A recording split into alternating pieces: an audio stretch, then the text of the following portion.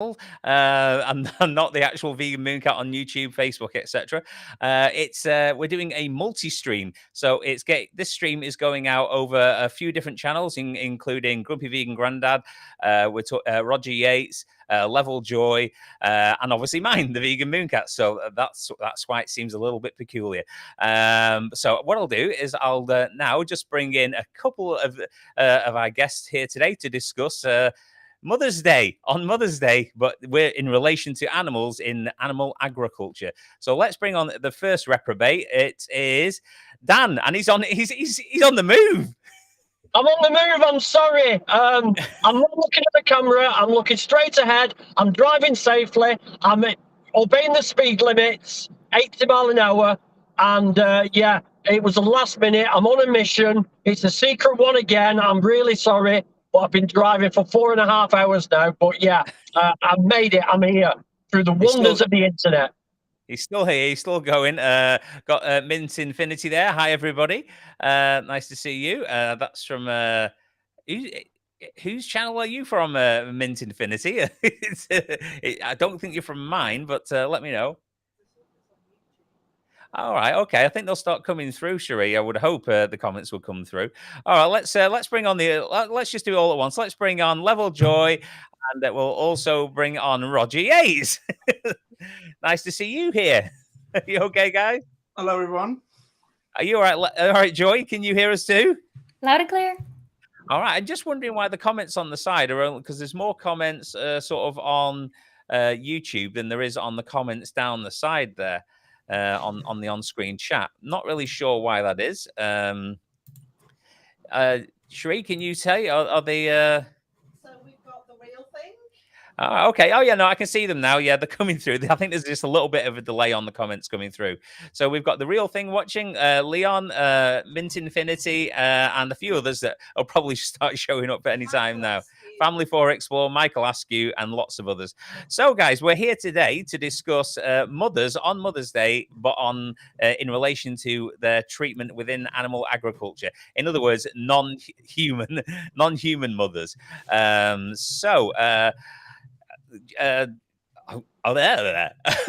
So it will start off by introducing everyone. I think this is Grumpy Vegan Grandad. This is Joy from Level Joy, and Roger from Roger Yates. So do you want to give a brief introduction about yourselves? Obviously, anyone who's watching your own channels probably already knows you, but if you want to go, do you want to go, Grumpy? Yes, so my name's Dan. I'm a vegan activist. I've got my own channel, Grumpy Vegan Grandad. For those of you who are on my channel, thanks for joining. I've got a mother who I've bought presents for today. And yes, I'm on here to chat about why mothers are abusing other mothers because they're not human. So that's basically the premise of me being here, is to ask why this is and why do people not see the connection. That, and you're here for the eye candy as well. Of course. Joy? Hi, yeah, I'm Level Joy, and basically what I do is I make content about veganism, this little niche topic. Maybe you've heard about it. I also make vegan music, and I talk a lot, especially about bees, because I'm fascinated by them, and I mostly talk about how honey is not vegan. Very good, very good. Roger, do you want to introduce yourself to anyone who's not watching on your own channels? Hi, everyone. So I've been vegan for 43 years now, so been around the block a couple of times, but I think it's an interesting subject, this, obviously, because it seems to me that speciesism is kind of built on the exploitation of female reproduction systems. So it's a 100%. important kind of conversation. Okay, then. So I think what I wanted to do is, and if it's okay with you guys, is initially talk about well, there's obviously many different mothers in the animal agriculture industry that are abused. There's many different species of animals that is sort of are taken advantage of. I thought we'd start off with one of the main ones, obviously, which is cows, which are obviously quite heavily used for different products such as dairy and obviously their flesh as well. So I didn't know. Sorry. So I think in case anyone's unaware, cows only produce milk. when they're pregnant. So it's exactly the same as a human or any other mammal. They produce milk for their babies, and that's the primary reason for producing it. Now, obviously, the only way that they can produce milk is to get pregnant, and it's not really done very naturally, is it? It's done in a very horrific sort of forced way. Which is very, very unpleasant. I mean, they get put into things called, well, I don't know the official term. Roger, I don't know if you do or anyone else. I always call them rape racks, which is probably I don't know if it is the official term or not. I mean, well, that's the term that farmers used, but don't want to be heard using anymore because of all this. But right, that was okay. what they used to call it, and that was coined by them. And now they're trying to shy away from that because they're being exposed. Yeah, but if it's called an insemination device or insemination rack, I don't think it's linked to that because it's also linked to giving injections and stuff like that, and medical treatments, and it's called a cattle crush. Right. So basically, anytime they want to restrain the animal from and keep it under their control for any procedure that they choose to do to it, they put it into basically what is like a large metal gate that closes around the head. I suppose it can be made of other materials as well, and it just keeps the animal completely still for anything that they choose to do to it against its will. I think that's the general where it all starts, isn't it? Yeah. I think that's the reason. The reason they use it so much is because obviously it makes it easier for farmers to use when they're trying to artificially inseminate mothers. Indeed. Or future mothers. There's an interesting historical history to the term rape rack. It was first heard in a 1982 film called The Animals Film, which was kind of my generation's Earthlings, if you like, and it was shown in full on Channel 4, the entire film, and it was 2.5 hours long, in 82. And the narrator said, "Oh, the farmer joked, we call it the rape rack." And then I spoke to a dairy farmer who's now a vegan, Harold Brown. He's a kind of vegan expert now.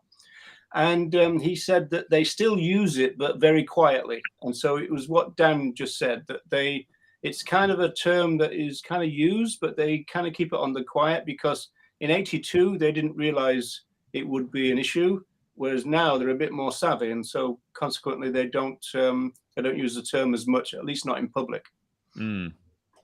So I think it's very interesting. I mean that's obviously one of the type, a particular version of that device there, so that they can just restrain the cow. It doesn't look particularly comfortable, and I'm sure it's not. And then what happens after that is obviously not comfortable at all. Have you looked into that much yourself, Joy? About the actual insemination part of the abuse? Yeah, actually, that's initially, veal is initially what got me to look into veganism or look into, where my food comes from to begin with. So that's actually mainly why I'm vegan, or at least the initial reason. It's just, people will go. Actually, today I saw a commercial made by the Dutch Dairy Association, I believe it was called. And it was this super romanticized video of cows just dillying in the field and having a good time and, talking about dairy and all of that. There was not a single calf in that footage. They did not show the rape racks in that video. They did not show any of the other insemination practices because I think all of them are bad in my personal opinion. It's just so misleading, and that's it made me feel really dumb to find out how exactly it went into work, and that it wasn't this romanticized beautiful image. It's just a horrifying practice. Yeah, I mean, just showing the picture. Just showing it there. Yeah, people have got this idyllic image, I think, of some cow, female cow, a cow out in the field, and a bull coming along. A bit of Barry White comes on in the field. They have a great time, and everything's all idyllic in this little ideal world. But no, they get put into a metal rack, and then they get absolute freaks like these people. I'm sorry, I've got no sympathy, for I can't be polite about it. Who literally fisting the cows, the mothers, in the insemination process. I don't. Why are they smiling on? This picture amazed me. Why would anyone smile at this point? It's just insane. But so it's a romanticization, and I think that especially in the dairy industry, you see this, but pretty much everywhere in animal agriculture, I think the bar for welfare standards or for what we consider to be good to the animals is just absolutely on the floor. It's like if I were to go out and say, hey, I walk my dog every day and I feed them every day. Why aren't you subsidizing me and just absolutely kissing my feet for it? You should be taking good care of the animals that you're responsible for, and that does not in any way, shape, or form justify the harm that is done to them. No, exactly. You got any views on that one particularly, Dan? Yeah, I mean, it's funny, we laugh when you say the Barry White thing, and I mean, even if they did things in the natural way, it's not right. It's because I look through nature to how animals behave in nature, and animals have the chance to get away. They're not in enclosed areas, they're not. It's even if it was supposedly in a natural environment, it's not natural while there's fences around animals. No. Full stop, so you're never going to get a natural environment. And yeah, the whole industry, I mean, the thing about dairy is it's the most torturous one because it goes on for the longest amount of time.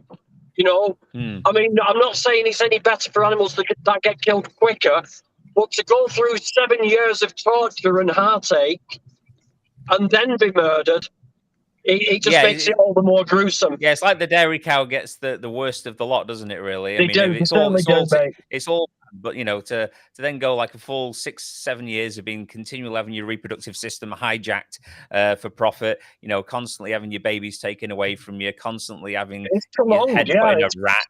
It's just horrific.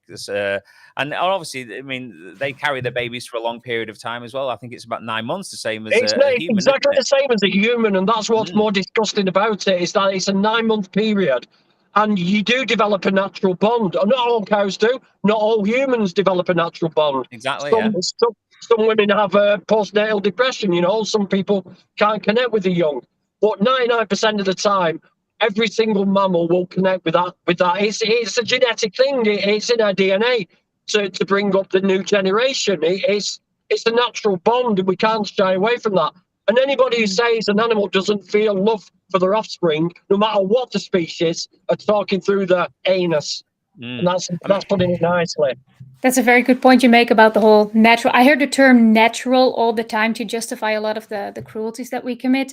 First off, I don't think it's natural, but even if it was, how things being natural doesn't mean it's morally justified. No, I mean that's it, isn't it? I mean, everyone always calls to nature like that's where we should be looking for a sort of moral compass, and I'm not always sure that should be the case. But yeah, I mean they've got 9 months of, and that's it. The body's prepared for something. It's waiting. It's had 9 months of pregnancy of the cow. It's it's expecting its calf. It knows what's coming. They're not stupid animals. They know that they've got all those motherly instincts, the same as any other mammal who's going to give birth and look after its child. And then obviously I think they're supposed to sort of naturally drink from the mothers for about 10 or 11 months, is it, or somewhere around there? That sounds about right, I think. But obviously they don't want the calf feeding from the mother, for that length of time, because they want to feed off the teat themselves. Basically, they want to steal all that milk, so they take the calf away. I mean, I think we're all pretty much aware what happens if you were to take a baby away from a human mother. I mean, that's just horrific. Obviously, people just think, "Oh my God, you can't do that.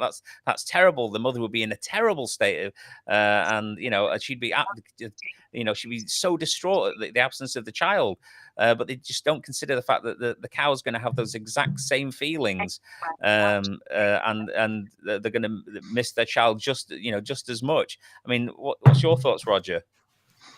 Well, a few things were brought up in the last 5 minutes, and so going back to the Barry White thing, there is a film that the VIP did, Vegan Information Project, that way.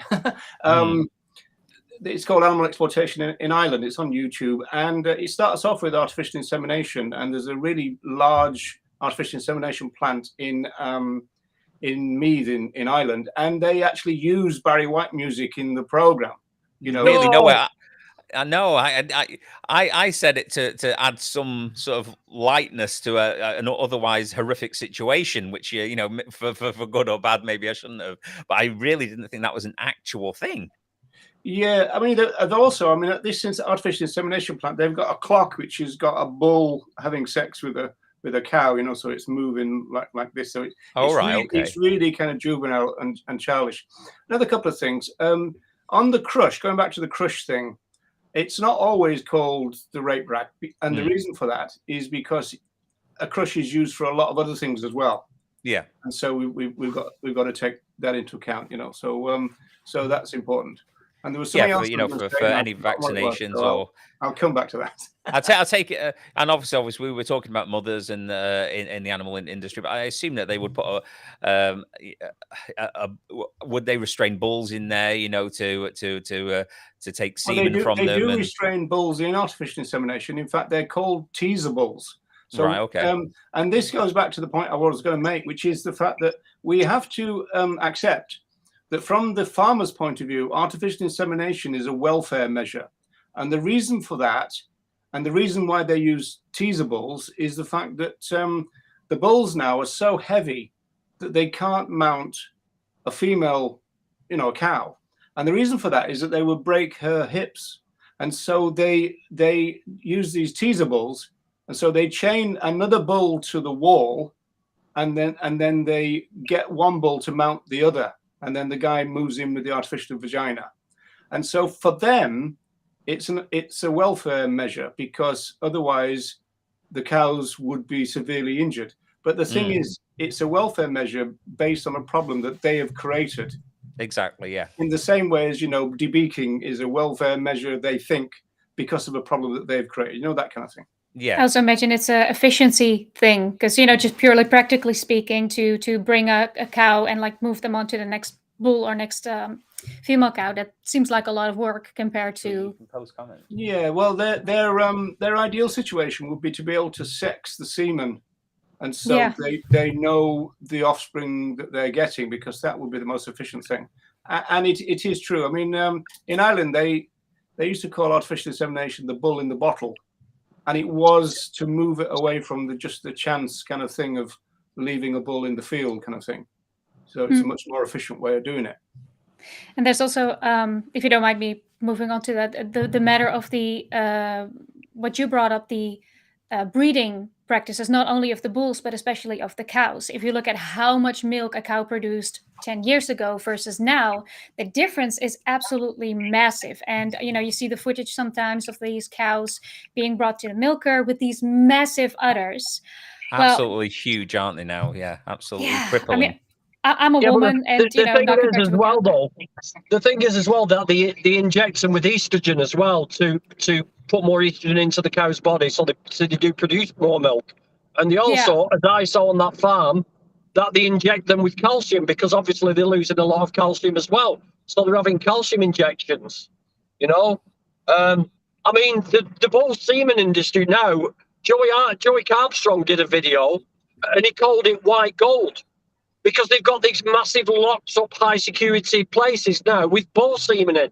And this is how far this sick industry has got now, that we've now got a commodity that is semen that is worth an absolute fortune. It's just, it's sickening. It's absolutely sickening. No, yeah, dairy's big business. Yeah. No, especially in the Netherlands. Like, I don't know what it's like in the UK, but I imagine the same. Yeah, but it's absolutely amazing the level of. I don't particularly blame people for this level of ignorance, because obviously it's not really broadcast, because you know, it's only within recent years through animal activists putting this out in the public domain that all these practices and stuff are a lot more well known, isn't it? They've tried to hide it for as long as possible, basically. I mean, I know a vast majority of people I know didn't even know that cows only produce milk when they're pregnant. I actually have, I mean, you guys have probably heard it too. It's like, well, what are they going to do? They'll only get ill if they can't get rid of all that milk. I mean, it just keeps coming, you know, for like they just leak milk for no reason. They give milk for life, but the point is, this is ignorance about basic mammalian biology, which is exactly.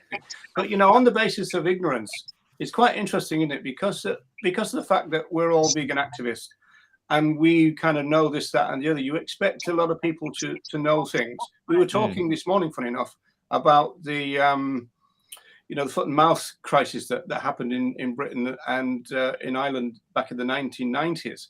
And a farmer came up to me at our stall a few years ago, and they were talking about how upset they are to see all the other animals being killed on their farm.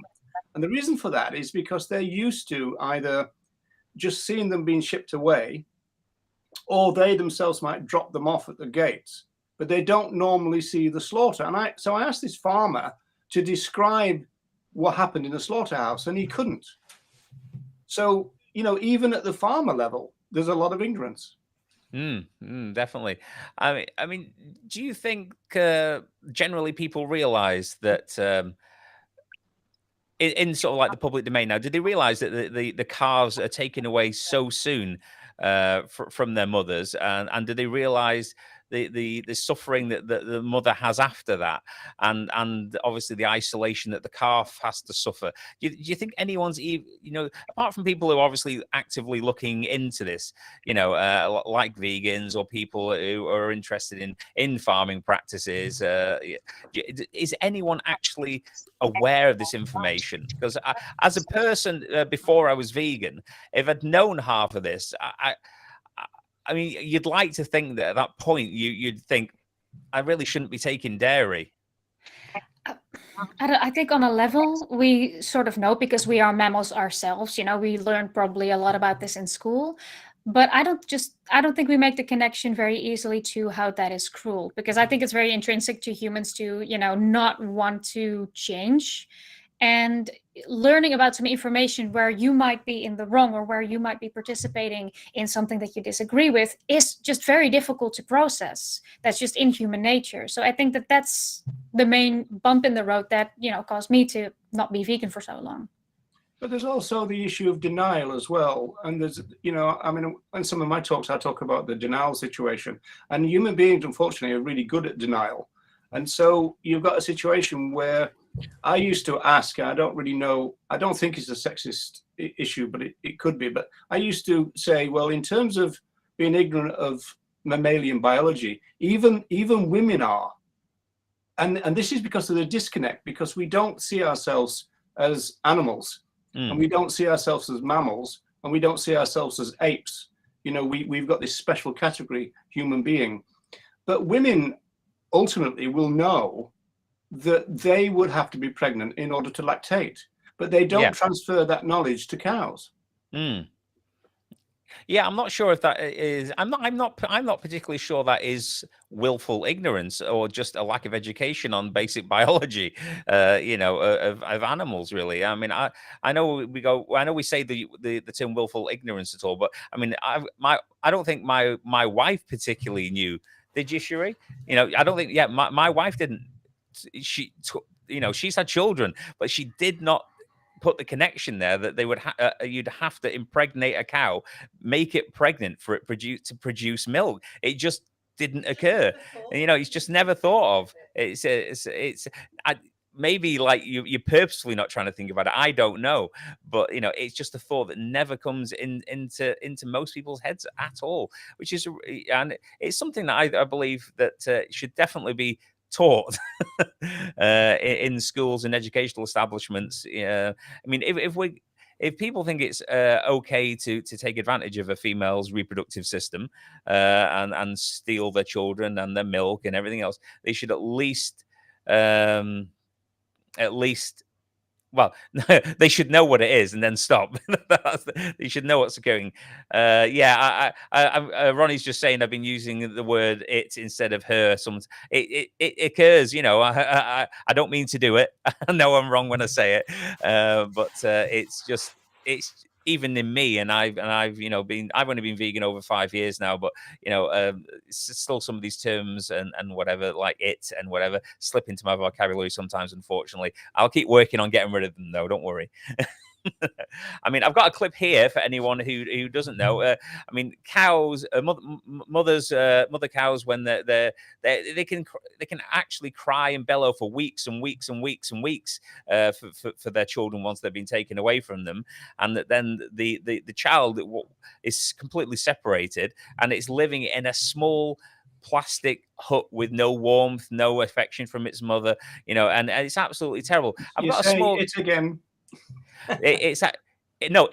When I say it's absolutely terrible, the procedures. I don't mean it as in. You said its mother. The cat, her mother, or his mother. Yeah. Yeah, it's just terrible, isn't it? So, clip.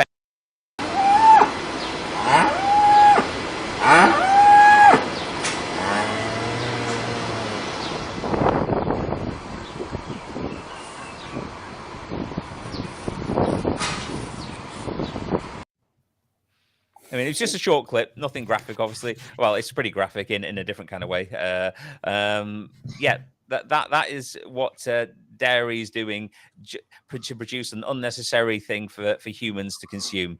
No, I was at an Earthlings in Dublin once, and there was 3 dairy farmers, all female dairy farmers were there, and they were talking to us. And one of them said that one of the things that really upset her was the fact that of the lowing, in other words, the calling of the cows for their calves.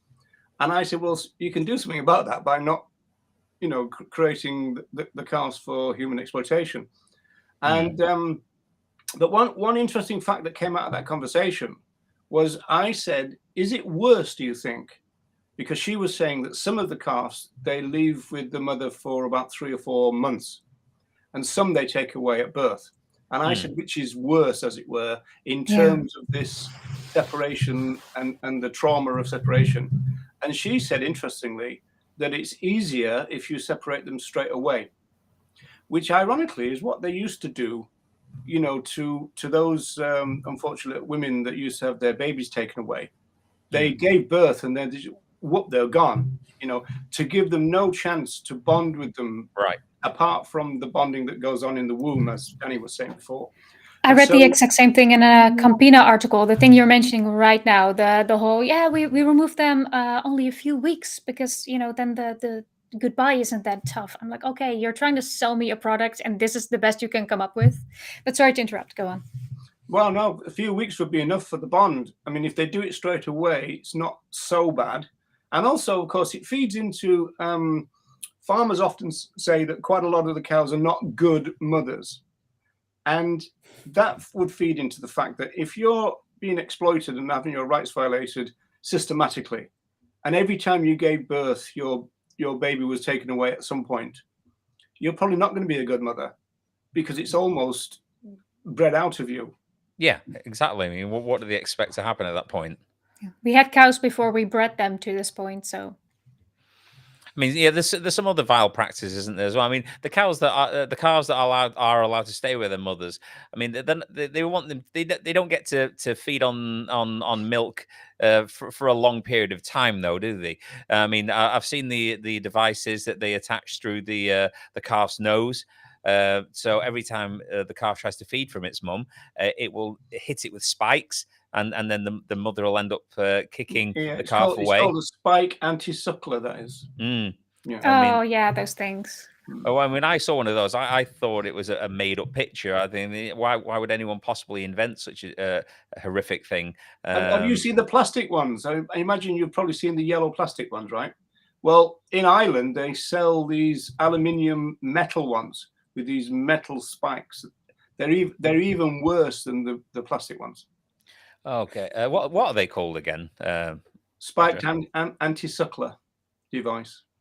Spikes, anti. If you guys want to talk, I'm going to see if I can get a picture of these disgusting things for anyone who's not sure what they are. Yeah, it reminds me of that video that Joey Carpstrong, I believe, did. And he had a table in front of him with a bunch of these devices. And he asked the public, what do you think this is for? And one of those sucklers was included on it. And like, I believe a speculum created for cows specifically. And it's just, I mean, it's just painful to watch. Even the devices just look horrifying to me. Yeah, the VIP for about 7 years now, we've had a big display called Tools of Injustice.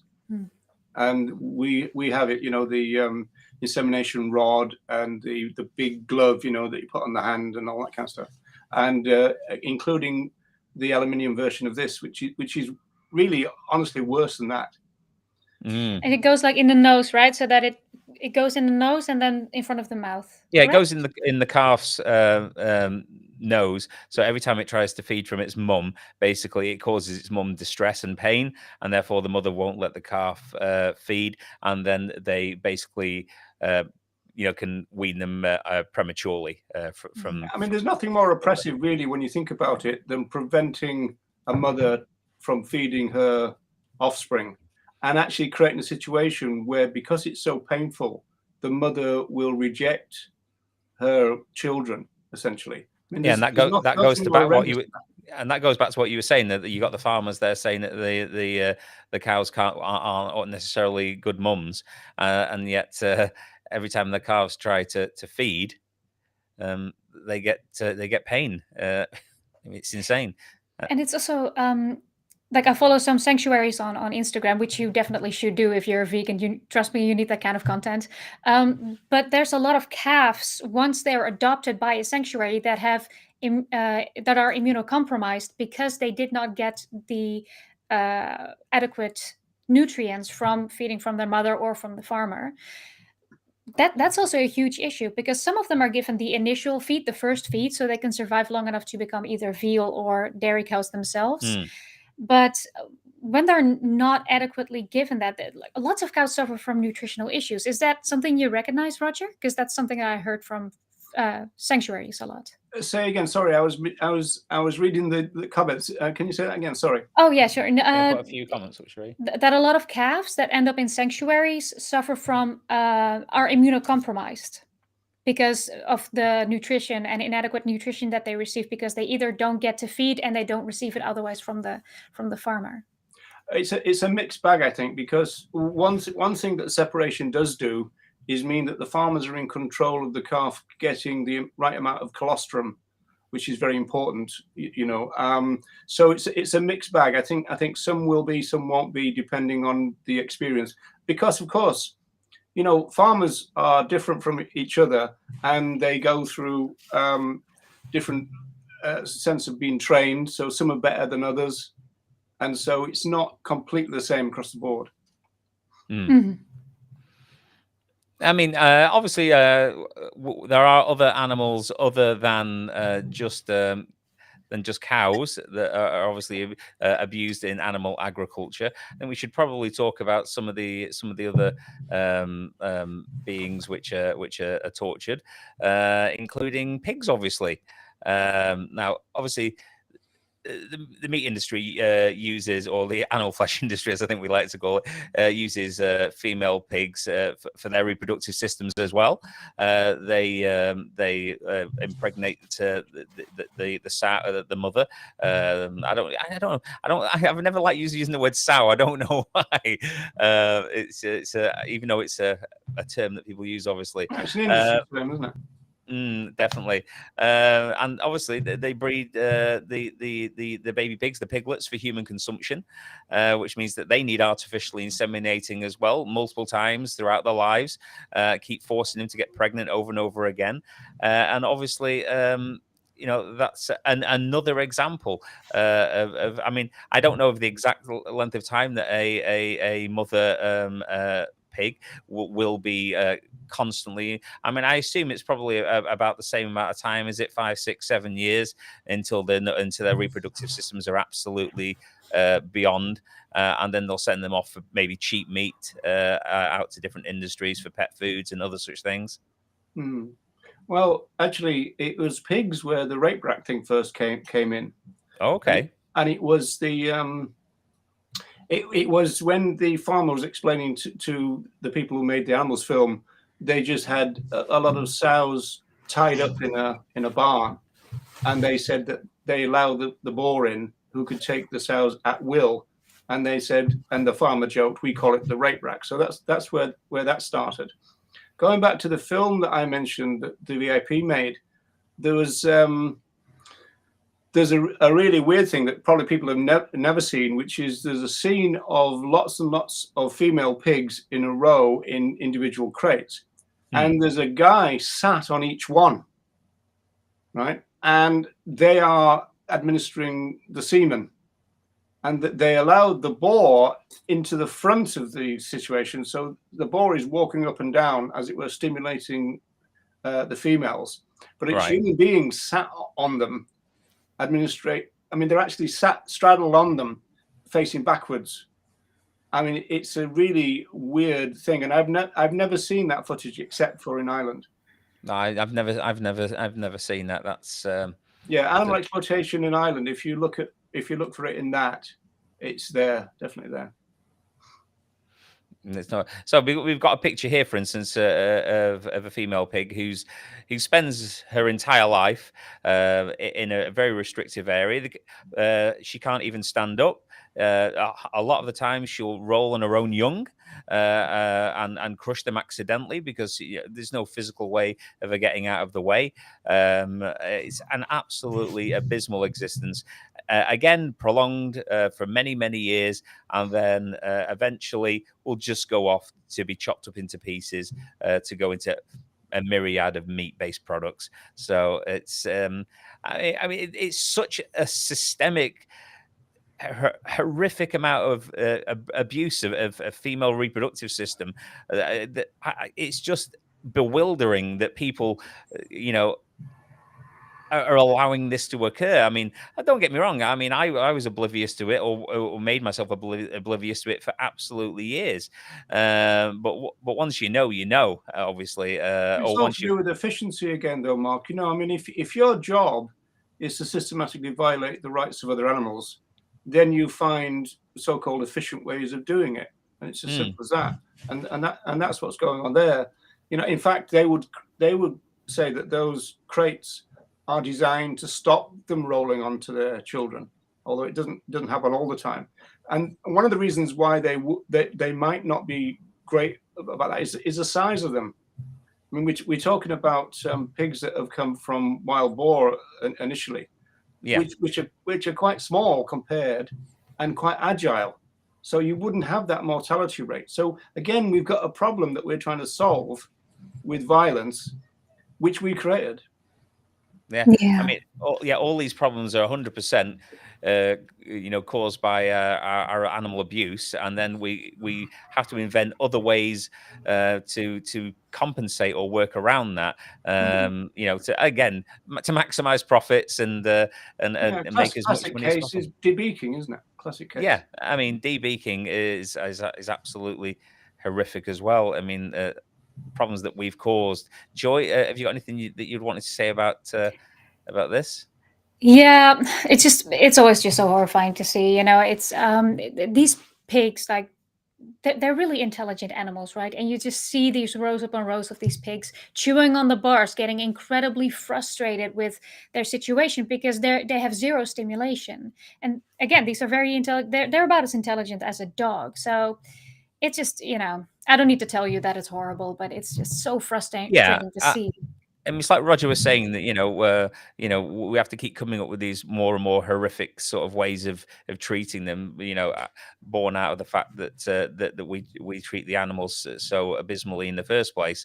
I mean, it's like baby piglets. I mean, when I first watched a baby piglet have its ears nipped off, its The teeth tail snapped docking, out, yeah. yeah, its tail twisted off or cut off, its testicles ripped out, you know, all without anesthetic, and then the piglet just thrown to the side, bleeding, crying. You know, it's absolutely horrific. Again, I mean, all these things are only necessary because we breed them in the first place unnecessarily. Otherwise, they wouldn't have to go for this level of suffering. Just wouldn't be there, would they? No, Have we not lost at Danny all. forever, do you think, Mark? I mean, Hopefully come not. back, Danny, we Hope he need didn't you. crash. Yeah, when I spoke to him about quarter to 7, he said he was about 40 minutes away, 40 minutes away from the hotel. So he should be there anytime now, and hopefully on a better connection to rejoin. I would think he did say he Probably would got do. a wind up machine or something. Yeah, well, that's it, isn't it? He probably Somebody does. mentioned goats before, but I don't know the answer to that. I don't. They're All asking, right, can you see the goat do question, goats go Sheree? through a similar process? I'm not quite sure. But I know who would, because Sandra Higgins of Go Vegan World, she went vegan on the basis of seeing a goat dairy. So if you've got any questions about goats, Sandra is perfect for that. All right, okay, yeah, because I think I've not seen. What's Assassin say? Oh, hi, Assassin 9958. Are you doing all right there? Can I just say one thing? No, Assassin, don't time him out. Let him vent. yeah, You know, that's Assassin, well, you keep saying, we're censoring you and we're not responding, but I try to look at your comments. I'm not really seeing you make a point. So if you have a specific point, feel free to comment, or you can message me, let's say on Instagram. That's usually the most practical one. So feel free to comment, but give unfortunately us for something to Assassin, work with. I've tried talking to Assassin. You know, I try to like Assassin. You know, and get along and have a nice conversation. But there's only so many times you can sort of respond to the words cult, though. Objectively beneficial source of food, hypocrisy, vegan cult. I mean, you can only respond to that so many times before there's just that you're repeating yourself, and it becomes Bit of a completely and violent utterly name as well. fruitless. Say that again, Roger.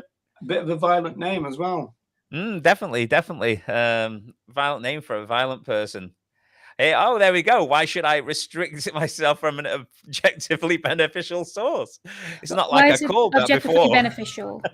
Why is it objectively beneficial, Assassin? Because there's a lot of sources that we have that show that for environmental reasons, for our health reasons, Mark can tell you all about that, and for many other reasons. It's not our biological diet, that first and foremost, but also it's not the most beneficial diet in the current time that we live in.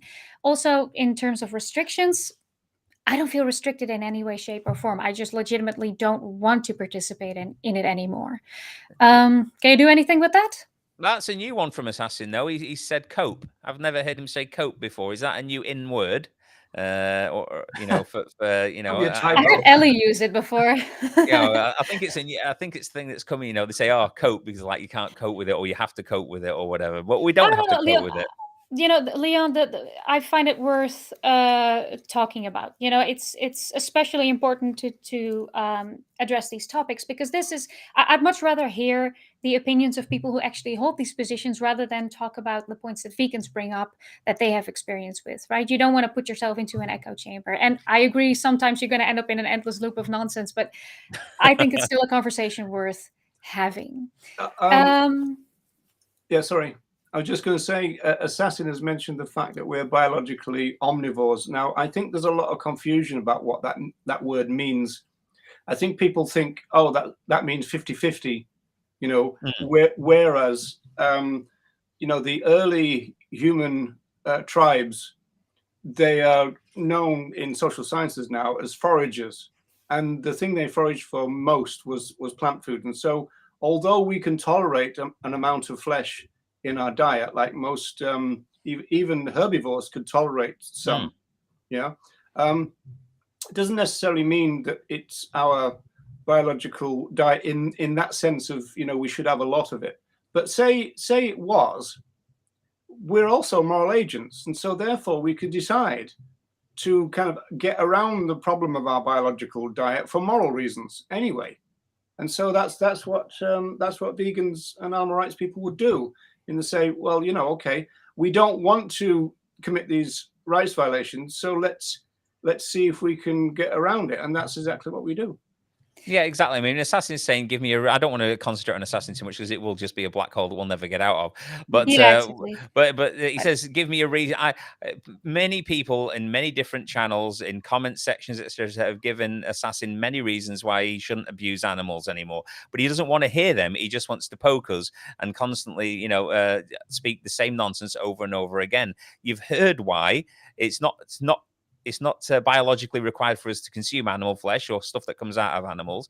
And you know all the science behind that. You just choose to ignore it. And it's also morally just not an acceptable thing to do, to be harming other animals for unnecessary it's not restrictive purposes. either, is it? I mean, like, how many times have we all heard vegans say, "Blimey, I've got such a varied diet now that I've gone plant-based than I have ever had." So it's not restrictive. If anything, the sad diet is restrictive. Exactly. I mean, I think before I was vegan, I used to eat obviously the stuff that came out of cows, like dairy products. I used to eat pigs, chickens, and cows, and probably fish as well. So I've given up 5 things. I'd say it's a restriction. Five sentient beings I've given up, but I've given 5 things that I could have possibly eaten out, and I've increased the stuff I like, other things like quinoa and it's stuff that I'd never even thought of before. There's thousands and thousands of edible plants that you can eat, and you're giving up 5 things. Is it that big a sacrifice? Come on. I'd say it's restrictive in the same sense that it's restrictive to not eat other humans. That's technically a restriction too. So sure, if you want to say it's restrictive, fine with me. It's just it's not a very painful restriction. Yeah. And we restrict all sorts of things that are bad for us. I mean, eating animal flesh and stuff that comes out of animals, it'll give you heart disease. It'll give you help promote certain types of cancer. And I'm not even talking about ethical things. So I don't think he cares particularly about ethical things. So there's many good reasons not to do it, but he doesn't want to hear them. So. Well, the ironic thing is that sociologically, humans are very conservative when it comes to their diet. And that basically means that most cultures are certainly until recently, even if you go back just say to the 1960s, 70s, most cultures they focus on 7 or 8 dishes, which they kind of rotate, And when you become vegan, you break out of that restriction. Yeah. Ironically, it's the other way around. It's definitely. I still. I don't know about you guys, and I obviously don't want to turn this into a sort of a dietary conversation, particularly. But if, for instance, before I was vegan, if I would eat a curry, with herbs, spices, potatoes, blah, blah, blah, all these different things in there. I eat the same thing, but I just take out the animal flesh and maybe put in beans or tofu. I'm eating the same sorts of meals that are healthier for you. I'm not missing out on anything, getting the same flavors. What is restrictive about that? There is no restriction. It's restricting the amount of cruelty and harm I cause in the world, and that's a restriction I'm happy with, to be fair. So there we go. Anyway, I think we've talked enough about him. There's one more thing. I'm actually kind of curious. We don't have to go down that rabbit hole, but he mentioned something about morality being subjective. I think morality, I'm still kind of on this topic. I'm just kind of going into it. But what do you think? Do you think morality is ultimately subjective or objective?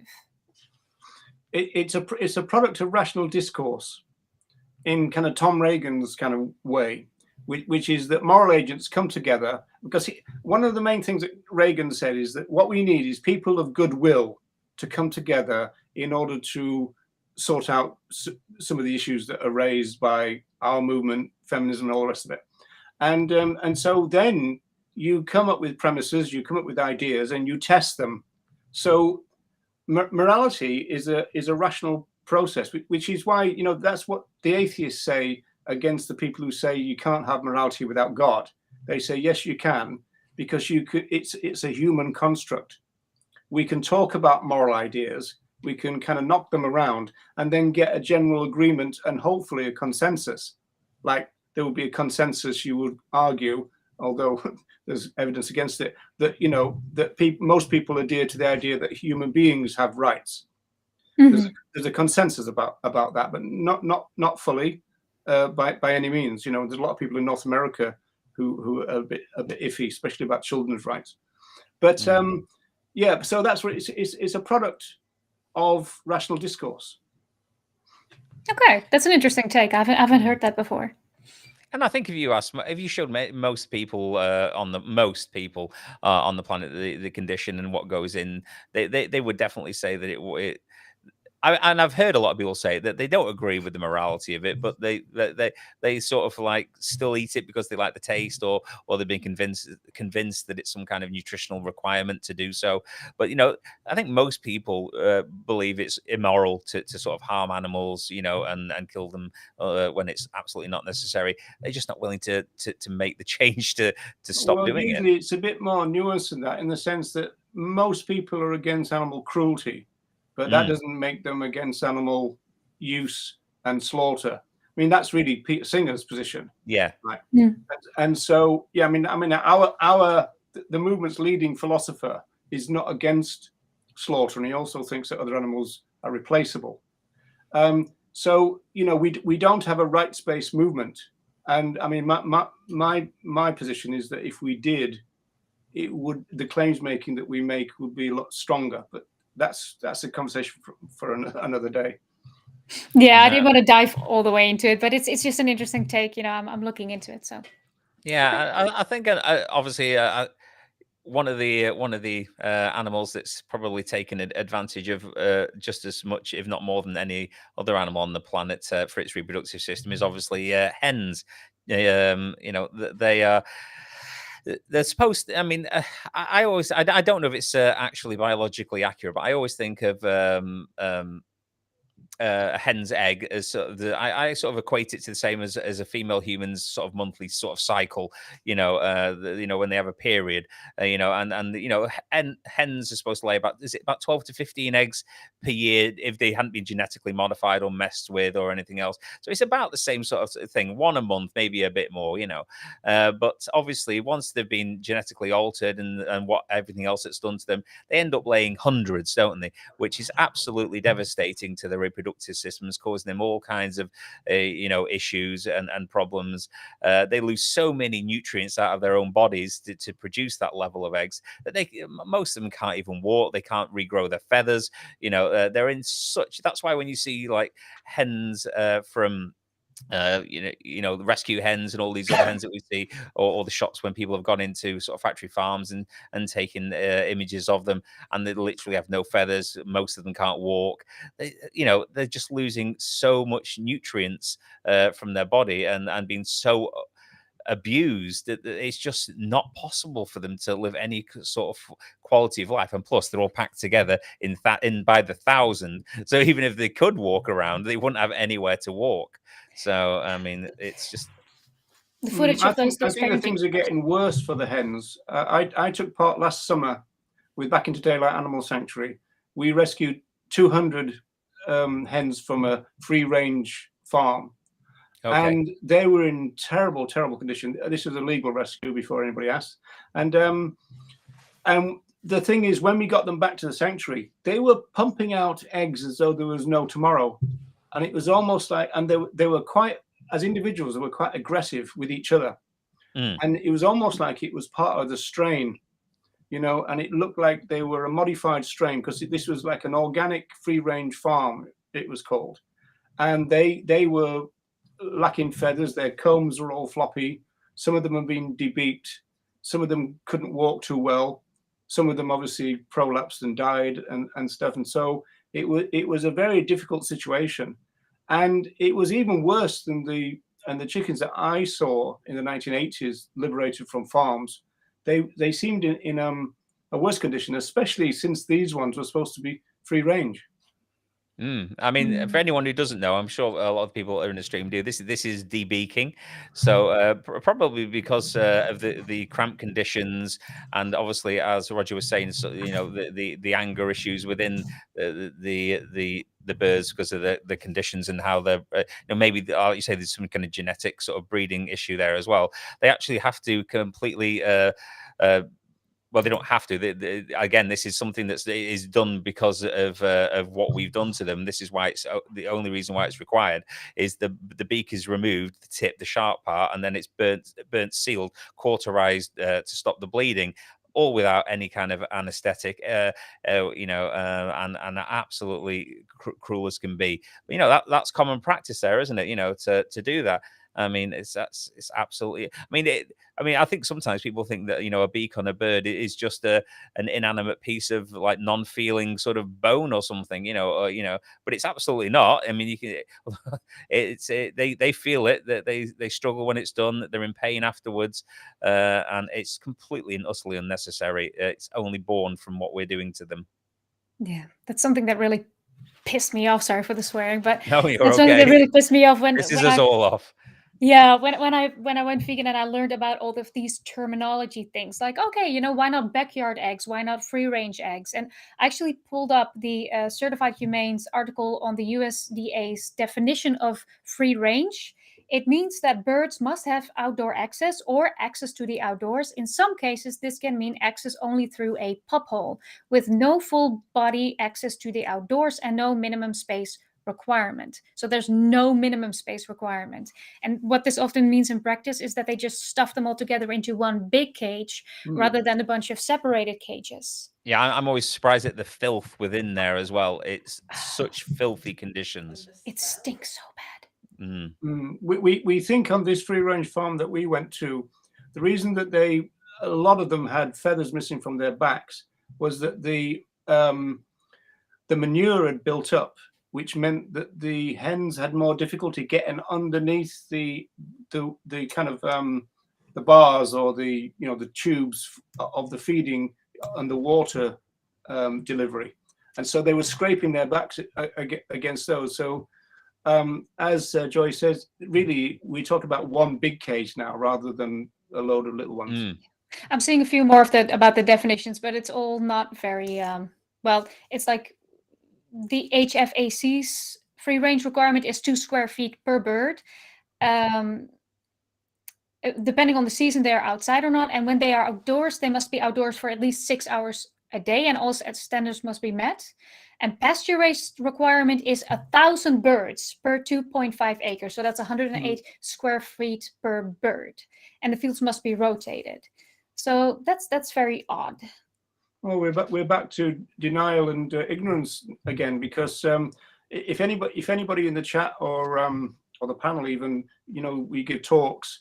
One of the things that I used to do, I've only done it a few times, but I would give out pen and paper and ask people to draw a farm without any cues or clues, and they always drew the kind of idealized free range farm.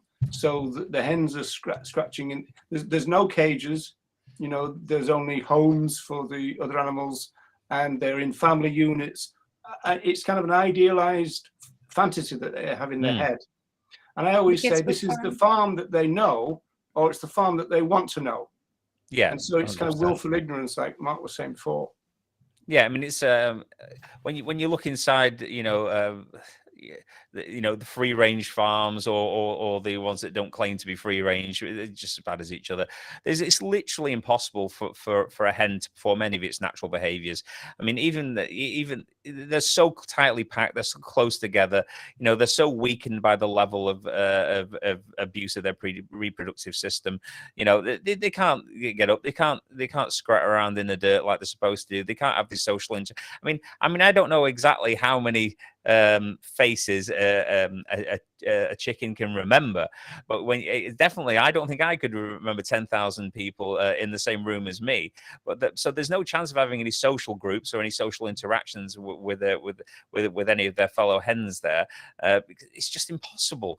Whereas if they were in the smaller groups out in the wild naturally, they would form relationships and whatever, with other members of what's a group of hens called if they were in the wild? Does anybody know? Is it a flock of is it a flock the same as flock? Yeah, and the young would be a clutch. Yeah. Yeah, so none of that's possible, and it's absolutely no wonder that they can get they do make friends and stick around with individuals, sometimes little groups. In fact, one of the things that we were frightened about last summer was the fact that we were given permission to take 200 out of 1,000. Okay. I think what it was that they only had a contract with the slaughterhouse for 800 individuals, and so they had 200 more than they could take to the slaughterhouse, and so they thought that they'd palm them off on a sanctuary, which in effect they kind of did. So but basically what that meant is they got more involved than they had a slaughter contract for, because that means that they were getting the eggs from the extra 200 as well. And then they had well, what do we do with the 200? I know, we'll give them to a sanctuary. I think hens are the same as other animals as well. When they do naturally have offspring, that they would look after them and nurture them, and they'd stay close for a while until they were larger. But obviously they take them away, and I think one thing that we need to touch on obviously is the male chicks. I mean, I think we're probably, anyone who's vegan or looked into it knows what happens to male chicks in the egg industry. They obviously don't lay eggs, so absolutely not profitable at all. So like Roger said before, we've invented a nice system to deal with the problem that we've caused, and that's to kill them all in multiple different varying ways. I believe sometimes they're just thrown in trash bags to forget and die. Sometimes they're put in macerators just to be mashed up, and sometimes I believe they gas them as well. Is that right, Roger? And yeah, they could be using a kind of like a grinder, which is kind of gas powered, or like you say, just thrown into a plastic bag, and then they just suffocate each other. And then when the bag is full, they just close the top as though they're a bin bag, that kind of thing. And then, as you said, the macerator. The interesting thing about that, of course, is that the RSPCA would often recommend the macerator, and you can see probably that the macerator from the RSPCA's point of view is better, and I'm using that in bunny rabbit ears, better than just being thrown into a plastic bag, in the sense that you've got beings who are just born and probably not that aware of what's going on, and then they're just killed outright. And it is pretty instant when they go into these things. I mean, it's an horrendous, swirl of kind of, blades and stuff. But it is pretty instant from a welfare point of view.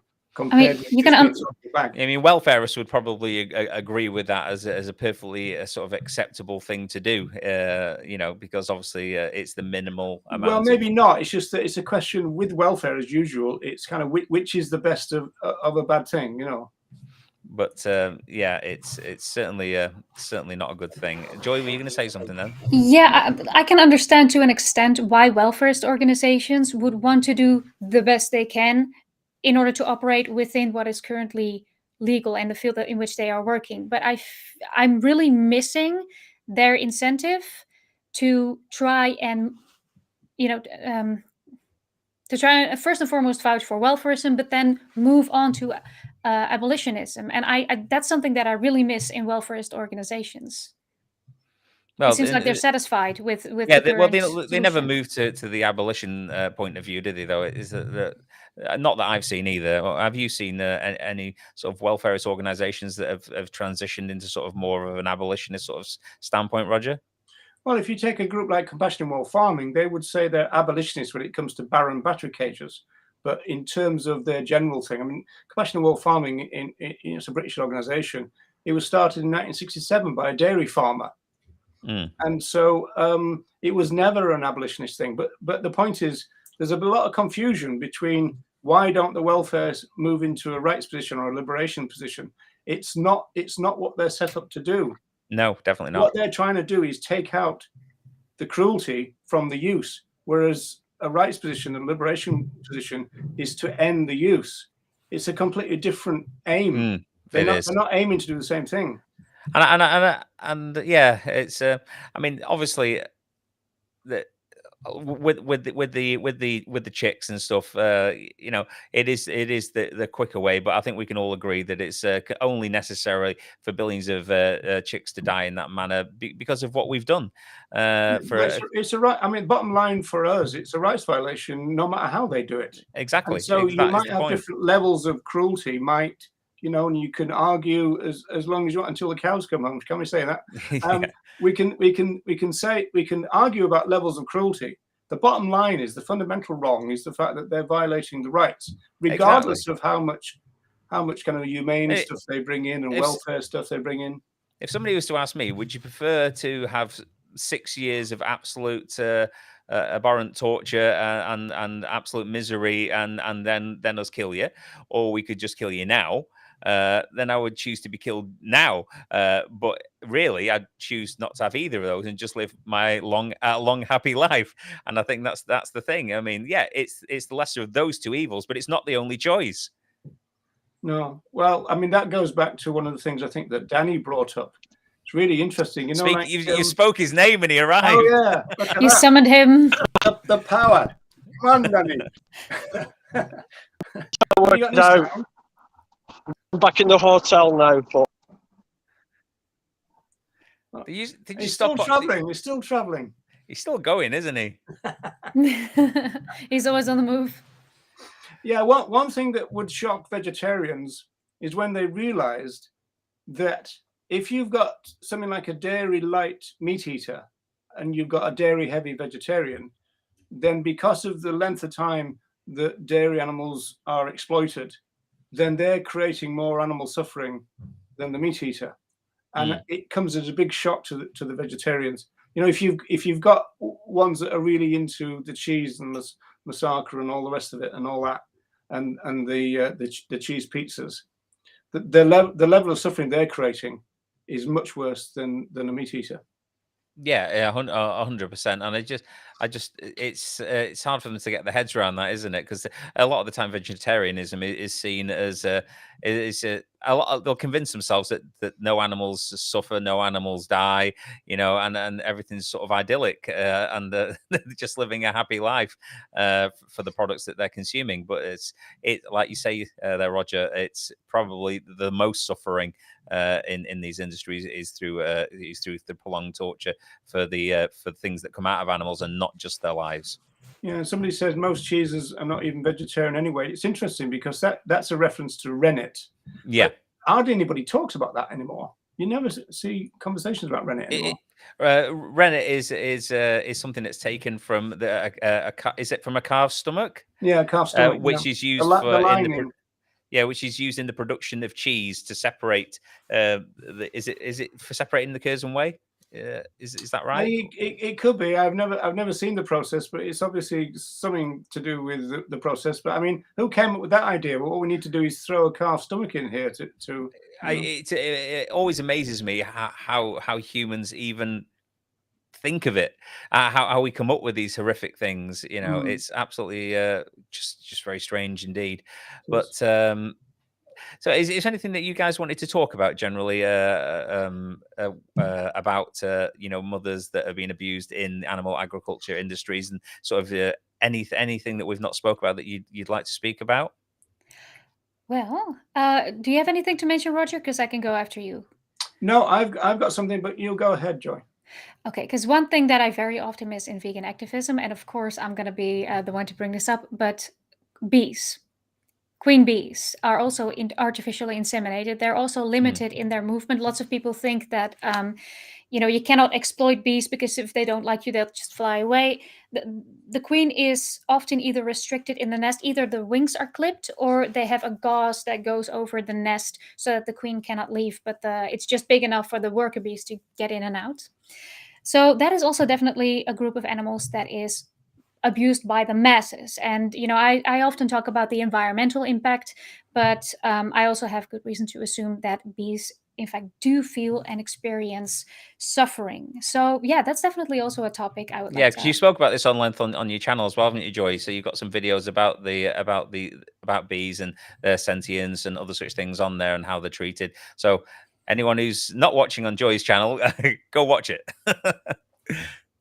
But how do you like? What was your thought? Like when you guys went vegan, what was your thought on honey? Did you consider it first and foremost? Did you have that little moment where you were like, "Huh, is that actually vegan?" Because I did. Yeah, and initially, I didn't particularly consume honey anyway. But you know, if there was products with honey in initially, I didn't quite realize that there was harm in it, but it didn't take me long to realize there is, and obviously I've not consumed that since then, since I found out all the information about that. But I think a lot of people do see it as a victim-free sort of product, don't they? They can't really see Product of why. ignorance. Yeah, they think, oh well, it's the same with the cow's milk. They think, oh, cows make milk anyway, so we might as well take it. And they think the same about bees and their honey. They think, oh well, they're making it anyway, so we might as well take it. And backyard eggs. That's one of the main ones, isn't it? That they would Exactly. say. I mean. That, again, like Roger says, with the eggs, oh well, they're laying them anyway. We might as well eat them, but they only lay that huge amount of eggs because of what we've genetically manipulated them into doing so. And I think I spoke at length because we were going to rescue some chickens at one point, and I did say that if we were to rescue chickens, there wouldn't be any degree of backyard eggs because we would be well, obviously I wouldn't consume them anyway, but we would try to get the hens that we rescued the implant, so that would stop them ovulating and stop the egg production, causing them to have a lot better health and a lot better life, which is the way I think anyone who's rescuing hens, if you should hopefully make yourself allocate some money to do that, in my opinion. Talking about bees, Joy, I've got an interview. I've done several interviews with a radio journalist in Ireland called Jerry Kelly, and he used to keep bees. And so he was saying, is honey vegan? And I said no. And I said that there's usually, at least back in the 80s onwards, there was two arguments against bees. The first one was with the small hives, the deconstruction of them and then putting them back together again would always kill a number of bees. And I said to him, "Is that what happened?" And he said it was unavoidable. So he as an ex-beekeeper was saying, you just can't help doing it, even on that small scale. In terms of the large scale and the small scale as well, is that they replace the honey with like a sugar solution, don't they? Mm. And the argument there is that the honey is more nutritious. So some of the weaker bees who would have survived by consuming honey die because they've got an inadequate substitute. That's entirely true. It's also just not a very good long-term solution, which is often used in the honey or in the pollination industry, for which these bees are used, because they will often gas or otherwise kill the hives. That some of them do let them overwinter, but a lot of them don't. They just gas the hives until all the animals are dead, because it's not profitable to keep bees overwinter. At least that's what I've understood. What's your? I don't want to kind of ask too many questions, but Joy, what's your take about the almond argument and all this thing about transporting bees around North America and all that kind of stuff, California nuts and all this kind of stuff? I'm so glad you asked. This is such a fascinating subject. I cannot give you an absolute definitive answer to that yet. I'm still looking into it. But yeah, almonds, one of the main problems with almond crops is that it's a monocrop, and it really, takes out the all of the nutrition out of the earth, basically. It's not a very sustainable crop. I do try to avoid it because it's also very exploitative in the sense that, like you say, we transport a whole bunch of bees in order to get them there. Oh, there he is. But the problem that I have with transporting bees, first and foremost, the most commonly used bee that we have for the honey and the pollination industry is the Apis mellifera. This is only one out of 20,000 different species of bees. These are not endangered. And these are actually very invasive. Like, especially if we look at North America, this is an invasive species. So it will greatly affect, if we put a bunch of these bees in that area, this will greatly affect the biodiversity of that place. Yeah, and basically what it does, it's very disorienting for the bees. It is not very good for the bees to be moved around a whole bunch. That's not part of their natural lifespan. It's a huge stressor on them. And aside from that, it spreads disease. There's a huge problem at the moment with bees catching all sorts of parasites, viruses, and other, infectious diseases. And this obviously spreads. If you put a bunch of hives together and you put them on a truck and you move them, they're going to get infected and they're going to go extinct. And not only does this hurt the bees themselves, they're going to spread this to other wildlife, once again affecting the ecosystems. But I could talk about this for literal hours, so I'll stop. Your channel is invaluable from a vegan point of view. Everybody should subscribe to it, but also share it, because you're quite low on subscribers. I noticed. We need to get your channel up there bigger than Earthling Head or something like that, you know. Yeah, if we could, if we could That's transfer, flattering. if we could transfer subscribers from Dan's, just unsubscribe from Dan and all go to Joy. That would be the best way. No, I'm kidding. I got like Dan does, 3. Dan does fantastic stuff. I'm only kidding. I really need to get to the almond video. I've got like 3 videos on bees lined up at the moment, but I really need to get to that almond video. Dan was actually the one who brought me to the idea to make a video about that, right? You sent me an article about it. That's right, yeah, and we talked about the almond crops in America, how the almond crops supposedly they've got this symbiotic relationship with the almond farmers now, and all these bees wouldn't survive without the almond crops, and the almond crops wouldn't survive without the bees, and it's a crazy situation that we've got ourselves into. I mean, I used to drink almond milk and eat almonds, etc. And to be fair, I mean, I didn't think too much about it because you just think to yourself, it's a plant, like it's a nut. What harm can it do? Yeah, but you can get bee-friendly almonds, Mark. You can do, but what I did, because I wasn't sure which products were and which ones weren't, I knocked it on the head. One of the reasons I knocked it on the head was because I couldn't be bothered looking into which ones were sourced, so I just knocked them all on the head. And the other thing is, I just got sick of people saying, "Well, as a vegan, you just don't care about almonds and bees, do you?" So I said, "Well, Yeah. I'll stop eating almonds, and it's not that big a deal. There's other alternatives." It's very low And down. it's not isn't just it? almonds, by the way, that's harmful to bees. Like any mass crop, anything that requires mass pollination with bees is just I try to avoid almonds as well. I gotta admit, it's harder than going vegan, avoiding almonds. It's a bit like avoiding Nestle. It's so hard. Oh yeah, everybody should avoid Nestle. But in terms of surveys that have been done amongst vegans, I think that almond milk doesn't come up very high in terms of preference anyway. No, I don't think it does. Yeah, I think oat milk's the big one at the minute. Yeah. Yeah. Right, yeah. So Dan, you're here. You're lying in your bed. I hope you're wearing pants. And what have you been up to?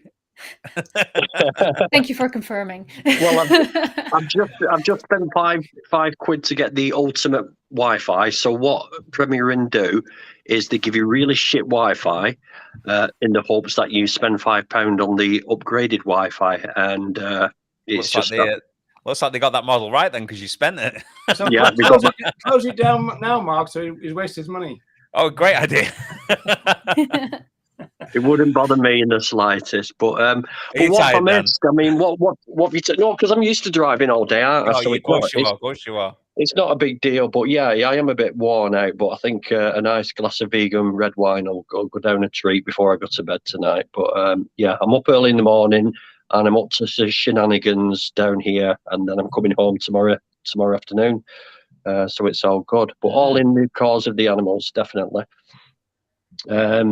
But yeah, what have you talked about? Have you talked about chickens? Have you talked about Yeah, well, we spoke about cows and chickens, and we've also spoke briefly about pigs, obviously, and Joy brought up the bee situation, obviously, as well. Obviously, there's many other animals that we take advantage of, many mothers that we take advantage of in the animal agriculture, which we've not spoken about.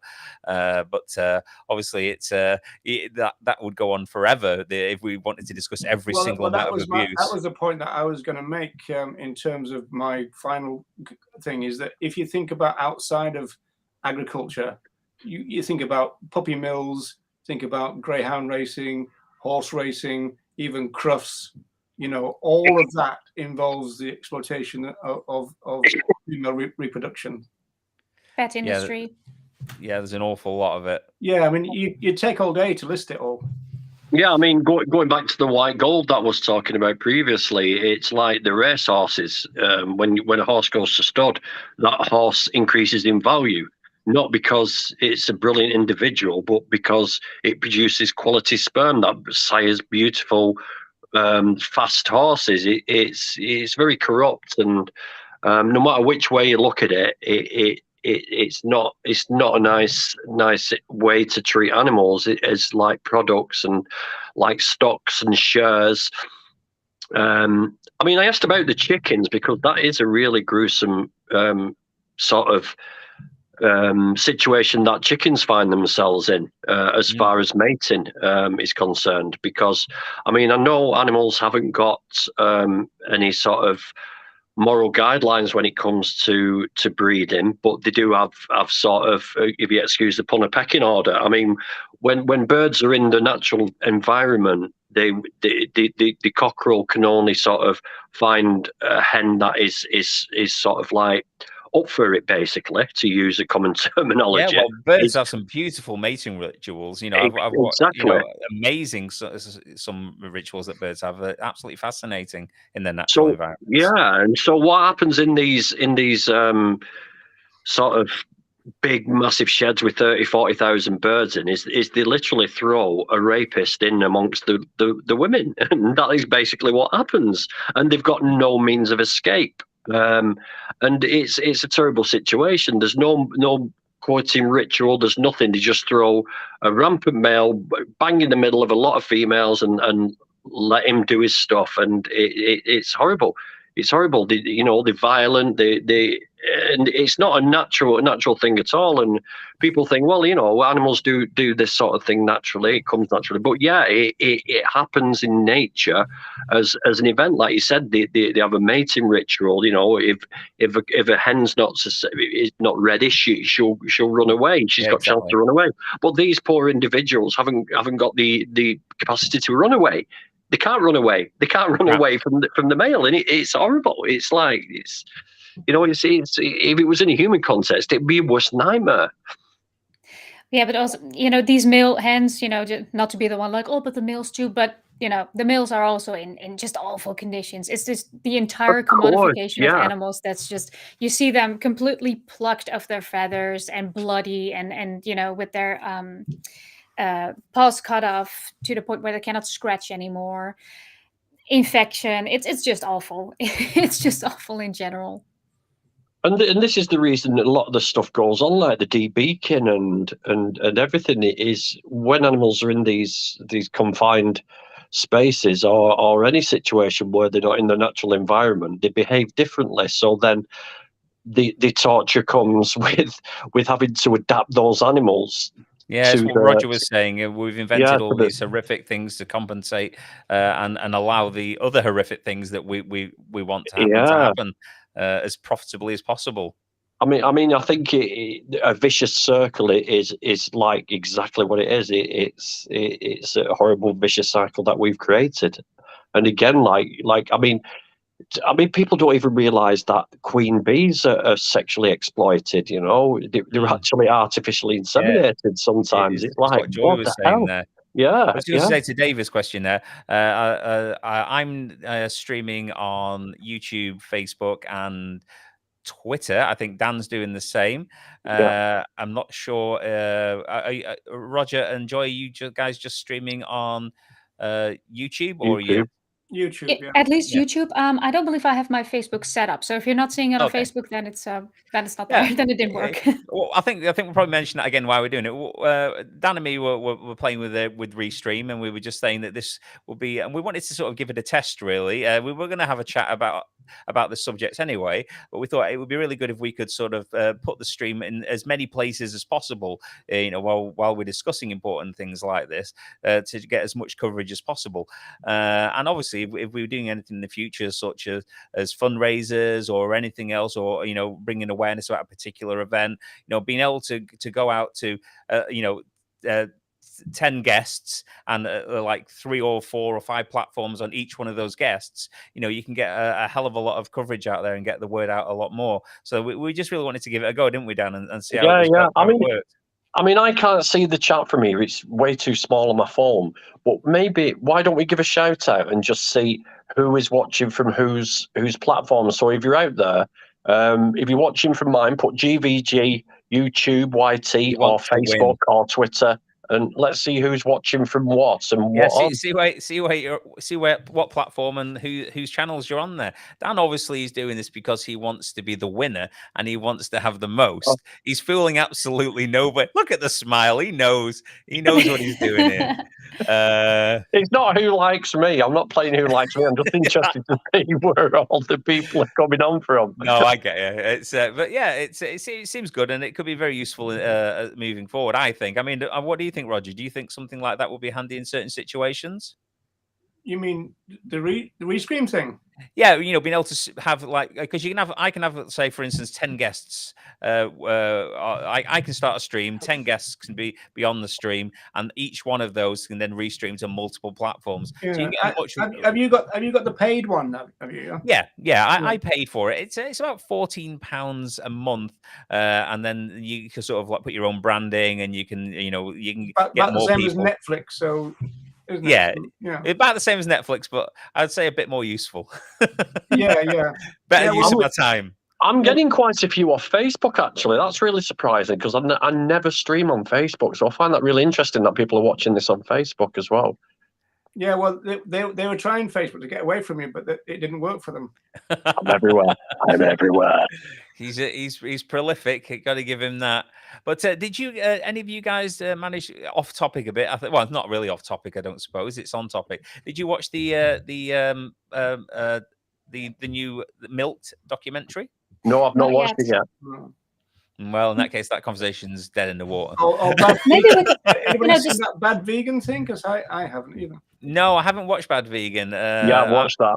That's really interesting, and it's not a vegan documentary though. It's not about that. It's something completely different. So I won't do any spoilers. I know the premise of it, but as Dan says, I don't think it's particularly about veganism. It's far from it. Far from it, really. But it won't stop people probably using it against us in some way. just shooting this out there. I don't know if we're going to be able to do this. We're first going to have to look at copyright stuff and whether or not this is allowed. But maybe we could do a stream together where we watch Milked.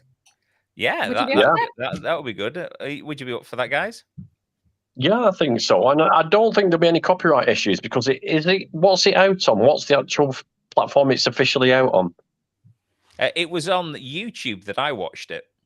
Is it on YouTube or is it on another platform and someone's uploaded it to YouTube? I watched it on YouTube because it's from Plant Based News, isn't it? Right. Who were airing the premiere that I watched anyway. So they've done the same. I don't think there's any vegan documentaries that are adverse to other vegans sharing out because the whole point of it's not a money-making exercise, is it? I mean, Seaspiracy wasn't a money-making exercise. It was about bringing awareness. And but YouTube doesn't always acknowledge that. Like there are some websites that very explicitly say, hey, I want you to spread this as much as possible and I want you to watch this. And for legal reasons, that's kind of important to have them clarify that because otherwise we might get into trouble for streaming it. No, we could look into it. We could look into it. I mean, and see if that's a possibility. And if so, I mean, maybe we could do that. That sounds a good idea to me. Like Dominion did. Dominion, Michael mentioned it. Dominion has specifically on their website, like, hey, we want everyone to watch this as much as possible. You have permission to view it anywhere. So that kind of explicit permission is important. Going back to Restream, Danny and I are hoping to do a series in the coming months with Ronnie Lee, who was originally going to be on this, because Ronnie is 50 years vegan this year.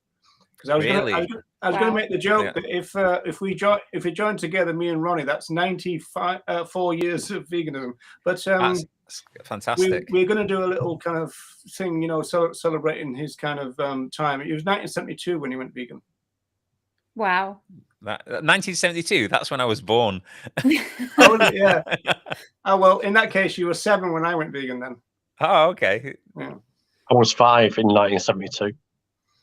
I was not born. No. You were never a child. Were you, Grumpy? He's always been a child. They used white gold with me to breed me. White gold. No. God, Let's not go there. Let's not go there.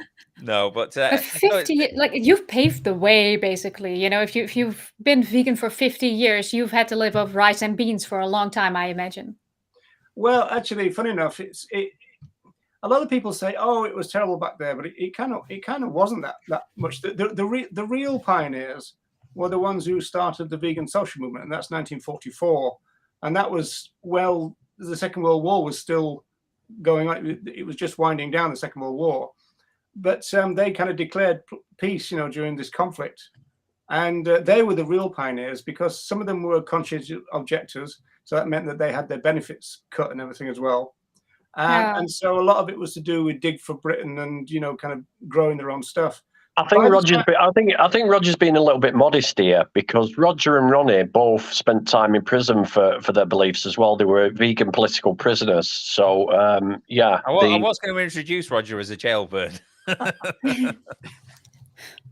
Roger was the one who always dropped the soap. Oh, look out. Here we go. I'm not commenting. Ronnie, does premium Wi-Fi run out?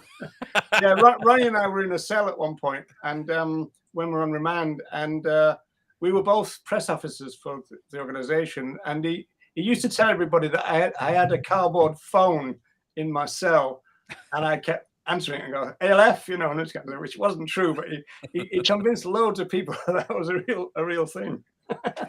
I think the good thing about this Restream application, because I don't know, I think Roger, don't you use StreamYard for your stream? Dan noticed quite an interesting thing about this is on the StreamYard platform, if more than one person speaking, it tends to cut out. Yeah, the volume. But he doesn't do it now. He doesn't. We can talk over each other. It's great, and it's superb for me because I love talking over people. But on this one, it doesn't have that thing where it dips other people's voices out. So that's a probably a good thing. And there is a free version as well, Roger. So we did use Restream once for the Animal Rights Show, and I think it's really improved since then. It must have been about maybe 9 months ago, and so I think we might try it again because it was a bit limited then. It wasn't as good as Restream for various reasons, but it looks, from what you've been doing, it looks better. It seems but good. Was that the paid version, Roger? That's the question. Was it the paid version? No, it wasn't. No. Right, there you go. The free version is the same though, Dan. The only thing, you have to deal with the assassin. Just be quiet. Come on, terrorists. Oh my god. So yeah, you have to deal with the Restream logo, and you have to deal with the, I think, not be able to put backgrounds on, and a few other limitations. But I think its core functionality is pretty much the same, though. So is Assassin on? Is Assassin the troll on? He's on. He's here. No, he's been on for a while. He's here. Oh, Assassin. Say hi, Dan. I love you, Assassin. I love you. You do us a great favor as vegans because you show how dumb meat eaters are. You really do, mate. Thank you. Everything you do for veganism. I love you. So I think we've been on a while now. So I think we should probably start wrapping up, unless if that's okay with you guys. So should we go around if anyone's got any sort of closing things they want to say? Should we start with you, Joy? Oh, sorry, I was reading comments. I was not paying attention. What? Go to the back of the class. Well, I did that before, didn't I? Yeah. Yeah. I'm not repeating, Joy. You have to just now think of what I said. I think you said something along the lines of closing thoughts. Final thoughts. Yeah, first and foremost, thank you so much for having me again. It's always so much fun to, go over these subjects with you guys. It's so great to get some feedback and some other interesting ideas. It's also a huge motivator to make new content. So I just want to wish you all a very happy Mother's Day. I don't exactly know when it's going to be in the UK. Is it today or was it today? Today. Okay. Very happy Mother's Day to Cherie and to all the other mothers out there. Take your time to take it into consideration. Take the other mothers of other species into consideration. Do you want to tell us your platform? Your channel is called Level Joy, isn't it? Yeah, it's called Level Joy. I got a YouTube and a TikTok account on which I'm mainly active. I also have an Instagram, all under the name of Level Joy. I mainly talk about bees. I also talk about legal stuff related to veganism, and I also make music. Very good music. Very good music. Roger. Yes. Well, I would say as a closing gambit, I suppose, is that our number one target, as ever, is cultural. It's cultural speciesism. And in terms of the rights violations that go on within cultural speciesism, the exploitation of female reproduction systems is absolutely integral to it. In fact, some feminists have argued that that sometimes the movement focuses too much on kind of male chicks and veal and everything, whereas the females kind of get a real bad do out of it, which is what Danny said right at the beginning before he went on his little holiday. And so that's our number one target, cultural speciesism. We need to change that, and we need to bring about what the pioneers of our movement wanted, which was a cultural revolution, essentially. Yeah, definitely. And I think you made a valid point there that the female reproductive system in animal agriculture is the main. It's a main thing, isn't it? It's one of the main things that occurs. I mean, it makes so many other things possible. So I think the males are killed early on, which obviously is a rights violation, but they don't have the months and months and months and sometimes years. The females suffer most of the suffering. Yeah. Dan? It's the shed end of the turd rather than the shed end of the stick. Yeah. Yeah, I just want to say thank you to everybody who's joined on all the platforms and taken the time to comment and listen to us all. I'm sorry I did this last minute, John. I'm not on a holiday, Roger. I don't know why you think I'm on holiday. I am doing something very important, and it will come out in the wash as usual. I was only joshing, Dan. I was only joshing. It's okay, mate. I understand. You know what I mean? I'll take it. At the same time, when I come to Ireland, I will be coming seeing you, and I will be. I don't know what I'll do to you yet. I might just shave your head. If you were really committed, Dan, I'll be in Spain if you come to Ireland. I'll be shaving Roger's head when I see him next. But what I want to say is, I've just had a little idea, and I think we should try and push it for this time next year, for Mother's Day next year or the day before. And I've just coined this, and I think it's great because I've made it up, but I think it's a cool idea.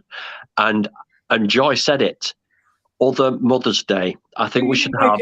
Joy said it, did you? I think we should have an other Mother's Day. Same time roundabout thing, and highlight the mothers in the farming industry and in all animal agricultural industries. I think it's a really cool idea, and I think we should. And I think we should all get it. Other Mother's Day. I think we should do it next year and really push it. Sounds an idea. So anyway, and I'm Mark. I'm from the Vegan Mooncat, and thanks to everyone for coming. Like Dan said, I really appreciate it on all the different platforms, and be nice to your own mothers and be nice to everyone else's mothers as well. And I'll see you all guys next time. Peace.